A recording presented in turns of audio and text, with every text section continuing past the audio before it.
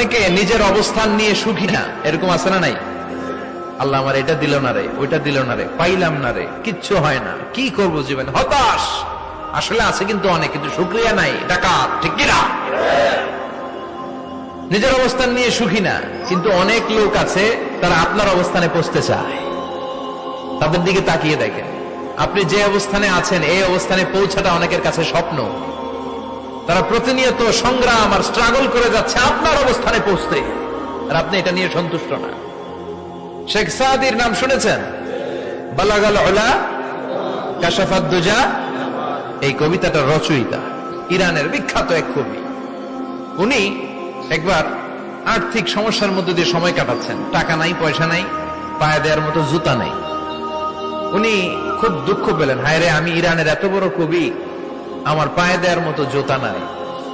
দুঃখ ভরা মন নিয়ে রাস্তায় হাঁটতে বেরোলেন। হাঁটতে হাঁটতে হঠাৎ দেখলেন একটা লোক শুয়ে শুয়ে কাঁদছে, ওই লোকটার দুইটা পাই নাই, পাই নাই। উনি সেজদায় পড়ে গেলেন, আল্লাহর কাছে ক্ষমা চাইলেন, আল্লাহ অনেক দিয়েছ, শুকর আলহামদুলিল্লাহ। এজন্য যেই পরিস্থিতিতেই থাকি না কেন আমরা কি পড়বো? জোরে বলেন, কি পড়বো? এজন্য কানাতু মিনাল ইসলাম, অল্পে তুষ্ট থাকার নাম হলো ইসলাম। সম্পদ লাগবে কিন্তু সম্পদের পাহাড় লাগবে না, ঠিক কিনা? অল্প খান, অল্প পড়েন, অল্প জমান, অল্পের ভেতরে বরকত ঢুকাইয়া দিছে কে? দেখবেন যাদের সম্পদ অল্প তারা সুখী বেশি। জরিপে এটা দেখা গিয়েছে, অনেক সার্ভেতে এটা এসেছে, যারা সম্পদশালী এরা দুঃখী বেশি, এদের দুঃখ বেশি, টেনশন বেশি। খুব স্বাভাবিক, টাকা যার বেশি রোগ তার বেশি, টাকা যার বেশি টেনশন তার বেশি, টাকা যার বেশি ঘরে শান্তি তার কম। আছে না নাই? ঘরের ভেতরে অশান্তি, ছেলে কথা শোনে না, ছেলে টানে গাঞ্জা, মেয়ে করে পরকিয়া। আছে না নাই? স্ত্রী কথা শোনে না, ভালোবাসা নাই, ঘরটা জাহান্নামের টুকরা। রোগ বালাই, এক একটা হসপিটাল বিল পরিশোধ করতে মাসে 5 লাখ 10 লাখ। আছে না নাই? কিছু খেতে পারে না, ডাক্তার একেবারে ডায়েট মেনু বেঁধে দিয়েছে। ডায়েট, ভেরি ডায়েট মেনু, এটা এটা এটা এটা কিছুই খাবেন না, শুধু গরু খাবেন না, খাসি খাবেন না, চিংড়ি খাবেন না, খালি ঘাস খাবেন।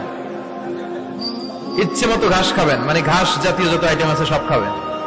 শাক খাবেন, সবজি খাবেন, সালাদ খাবেন। গরু, চিংড়ি, মুরগি, গোশত, ইলিশ কিছু খেতে পারে না। তাহলে রোগ বেশি, খাওয়ার মজা নাই, ঘরে সাংসারিক শান্তি নাই, খালি ব্যারাম আর ব্যারাম, ঠিক কিনা? কিন্তু সম্পদের পাহাড় ঘটেছে।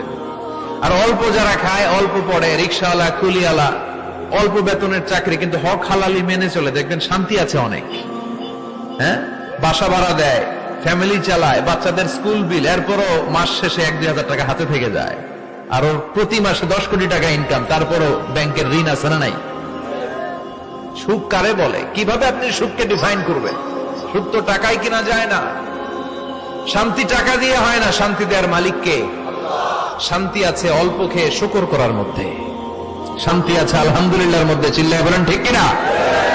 এজন্য অল্প খাবো, অল্প পড়বো, অল্প জামাবো, অল্পের ভেতরে বরকত দিয়েছে কে? দেখেন, ধনী ভাইরা খেতে পারে না, কিন্তু রিক্সাওয়ালার কি সমস্যা হয়? রিক্সাওয়ালারা সব খেতে পারে। কুলিওয়ালা, দিন মজুর, এরা একেবারে স্লিম, সুঠাম দেহি, মেদহীন পেট, পেটে কোনো মেদ নাই, ভুড়ি নাই। আর কোটিপতিদের মেদ আছে না নাই? এত বড় বড় পেট, ঠিক কিনা? আমাদেরও পেট আছে, তবে হালাল পেট, এটা হারাম টাকা দিয়ে এই ভুড়ি বানাই নাই আমরা। চিল্লায় বলেন, ঠিক কিনা? রিক্সাওয়ালা, কুলিওয়ালা নিজে